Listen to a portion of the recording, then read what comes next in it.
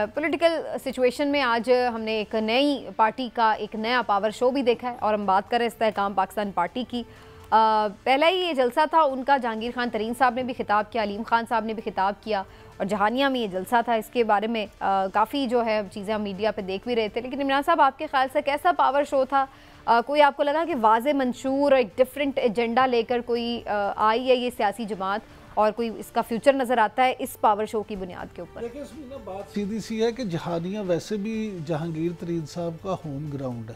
آج انہوں نے وہاں پہ ایک اچھا شو کیا، اس میں کوئی شک نہیں ہے، شو انہوں نے اچھا کیا، لیکن اصل چیز یہ ہے کہ ان کے پاس دینے کے لیے کیا ہے۔ تو آج ایک تو نئی چیز انہوں نے یہ دی ہے جو علیم خان صاحب نے پہلی دفعہ آج کھل کے مسلم لیگ نون پہ بھی تنقید کی ہے، اور انہوں نے کہا یہ جو باڑی لگانے والی پارٹیاں ہیں، پیپلز پارٹی اور مسلم لیگ تو ہم قوم کو چوروں سے نجات دلانے آئے ہیں۔ عام طور پہ اس سے پہلے کبھی انہوں نے اس طرح کے سخت تاثر ظاہر کرنے کی کوشش تو نہیں کی کہ اکثر لوگ جو بات کر رہے ہیں کہ پی ایم ایل این کے ساتھ ہی ہے استحکام؟ نہیں دیکھیں، پی ایم ایل این کے ساتھ اب وہ کر نہیں سکتے۔ اس کی بنیادی وجہ یہ ہے کہ انہوں نے الیکشن جو لڑنا ہے تو وہ ان کا الیکشن بھی پی ایم ایل این کے خلاف ہی ہوگا، کیونکہ مسلم لیگ نون نے ان کو یہ جھنڈی دکھا دی ہے کہ ہم آپ کے ساتھ سیٹ ایڈجسٹمنٹ نہیں کریں گے۔ تو جب سیٹ ایڈجسٹمنٹ نہیں ہوگی تو پھر اس میں کیا ہوگا؟ پھر ایک دوسرے کے مد مقابل ہوں گے۔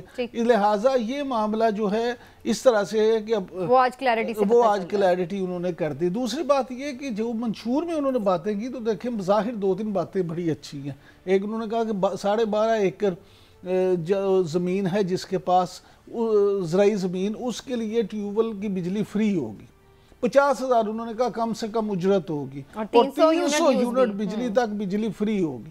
اگر یہ کر دے کوئی بھی تو بڑی اچھی بات ہے، لیکن کیا ملکی خزانہ اس کا متحمل ہو سکتا ہے؟ کیا آپ کو وفاقی حکومت ایسا کرنے دے گی؟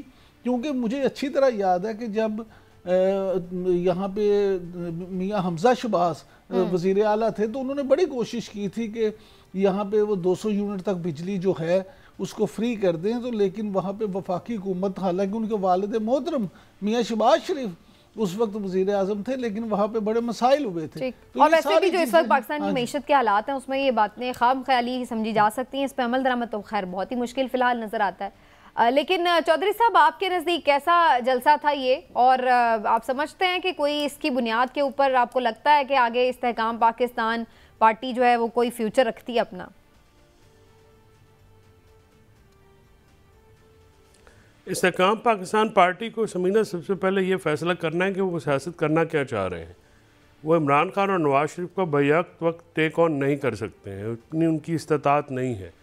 آج انہوں نے ایک جلسہ کیا ہے، جلسے پہ جو ہے بظاہر بہت تعداد ٹھیک تھی، لیکن وہ جلسے کو ابھی جب یہ سینٹرل پنجاب میں کیا ایسا جلسہ ہو سکتا ہے کہ مین ڈویژنز میں، اپر پنجاب میں یا باقی صوبوں میں ایسے جلسے ہو سکتے ہیں، تو ابھی اس پہ کچھ کہا نہیں جا سکتا اور اس پہ شکوک و شبہات ہے۔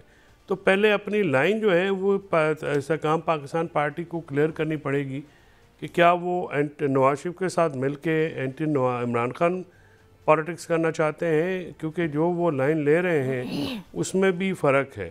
دیکھیے جہانگیر ترین صاحب نے جو اس میں کوئی شک کی بات نہیں ہے کہ وہ ایک اچھے ایڈمنسٹریٹر ہیں، اور خاص کر ایگریکلچر اور انڈسٹری کے معاملات کے اوپر ان کی بہت گرپ ہے۔ اور شروع میں جب وہ پنجاب کو دیکھ رہے تھے پی ٹی آئی میں جب وہ تھے تو اس کے کافی خاطر خواہ نتائج نکلے تھے، اور ان کا جو اپنا جو شوگر کا معاملہ ہے اس میں بھی میں خود سپریم کورٹ میں موجود تھا، اور وہ جو کسان تھے ان کی یہ خواہش تھی کہ ان کی ڈیل جو ہے وہ جہانگیر ترین صاحب کے ساتھ ہو، کیونکہ وہ پے ماسٹر اچھے ہیں اور فوراً موقع پہ پیسے دیتے ہیں۔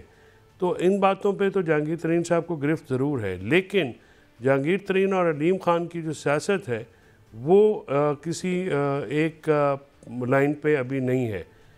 علیم خان صاحب جو ہیں بظاہر ٹیک آن کرتے ہیں نواز شریف صاحب کے اوپر، لیکن جہانگیر ترین صاحب کی ایسی معاملات نہیں ہیں۔ تو یہ پہلے جب تک کلیئر نہیں ہوگا استحکام پاکستان کا پارٹی کی جو صورتحال ہے وہ نہ 3 میں نہ 13 والی بات ہوگی، تو پہلے وہ اپنے آپ کو کلیئر کر کے کسی سائڈ پہ لگیں گے تو پھر ان کی سیاست کے خد و خال واضح ہوں گے۔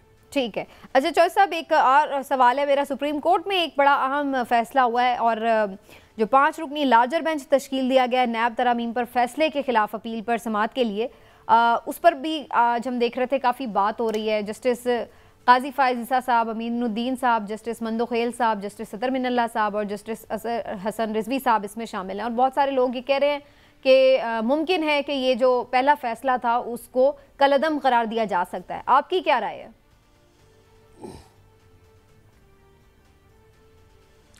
ہاں, اس کو جو اس کے ناقدین ہیں وہ کہہ رہے ہیں کہ یہ ہم خیال بینچ جو ہے اب دوسری طرف بننے شروع ہو گئے ہیں, اور وہ دیکھیں کہ اس کا ظاہر ہے کہ سپریم کورٹ میں معاملہ ہے تو اس کے اوپر کیا ہوگا کیا نہیں ہوگا اس کے اوپر تو بحث نہیں کی جا سکتی. لیکن عموماً تاثر اس بینچ کی تشکیل سے یہی لگتا ہے کہ کیونکہ ٹلٹ جو ہے وہ قوانین کو کالعدم قرار دینا نہیں ہے, ان کو اپ ہولڈ کرنا ہے. تو دیکھتے ہیں کہ اس کا معاملہ. اور ابھی جو حال ہی میں فیصلہ آیا اس میں بھی ان کی بنیادی بات یہی تھی چودھری صاحب کہ جی پارلیمنٹ سپریم ہے تو اس لیے جو وہ قانون سازی کر رہی ہے اس کو ہمیں رسپیکٹ دینا ہوگی. تو اب یہی چیز اس پر بھی ہو سکتا ہے کہ لاگو ہو کہ بھئی چونکہ یہ قوانین. لیکن 21ویں ترمیم کے وقت تو یہ معاملہ نہیں تھا نا.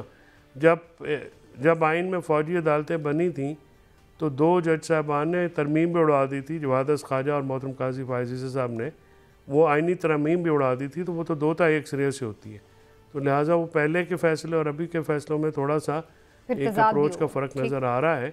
تو وہ جو فوجی عدالتوں کا معاملہ ہے اس معاملے میں یہ ہے. ابھی 5 فیصلے ویسے آئے ہیں جو کہ ابھی ٹریبیون میں سٹوری بھی کل آئی ہے, جس میں ایک کمرشل ایکٹیویٹیز جو ہیں اس پہ پابندی لگائی ہے فورسز کی, اور یہ فوجی عدالتوں کا فیصلہ ہے. اور اس کے علاوہ 2-3 فیصلے ہیں جو کہ کافی زیادہ جو ہیں وہ ہائی لائٹ ہوئے ہیں.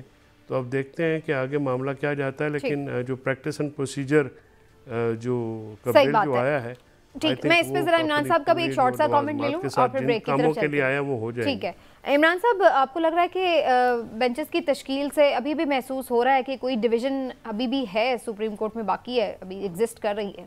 دیکھیں سمینا, پہلی بات تو یہ ہے کہ بینچز بنانا جو ہے یہ سپریم کورٹ کے جو آنریبل چیف جسٹس ہیں ان کا رائٹ ہے. وہ اس کے بینچ اب تو وہ 3 رکنی کمیٹی کا ہو گیا نا.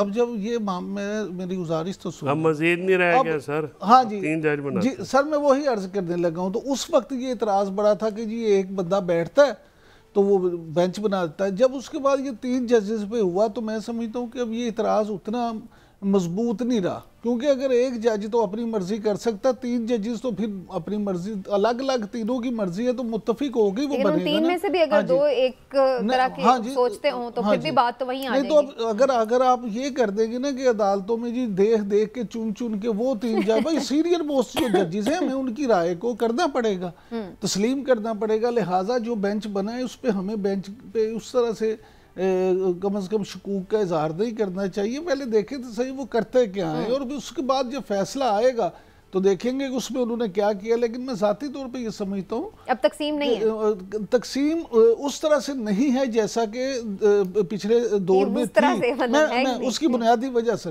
جسٹس قاضی فائز عیسیٰ صاحب جو ہیں وہ خود ایک بڑے پروگریسو سوچ اپروچ والے, بڑے پروگریسو سوچ اپروچ رکھنے والے ہیں. اور وہ میں نہیں سمجھتا کہ کوئی ایسی بات جس کو بازی میں غلط قرار دیتے رہے ہیں خود. چلیں جی, وی ہوپ سو کہ ایسا ہی ہو.